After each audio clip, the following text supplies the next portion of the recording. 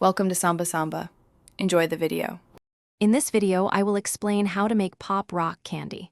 First, gather your ingredients: sugar, water, corn syrup, and your chosen flavoring.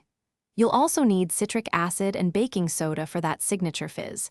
Make sure you have a reliable candy thermometer ready, as precise temperatures are key to success for achieving the perfect texture and pop.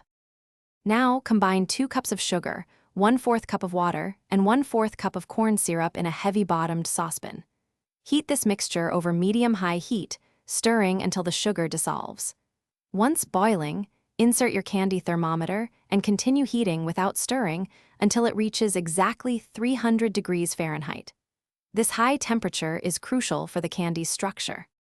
Once your syrup hits 300 degrees Fahrenheit, immediately remove it from the heat. This next step is quick. Stir in 2 teaspoons of citric acid, 1 teaspoon of baking soda, and your desired flavoring.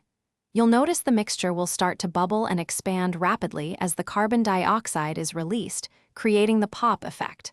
Work quickly here.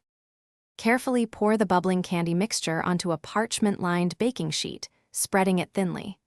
Let it cool completely and harden, which usually takes about 30 to 60 minutes at room temperature.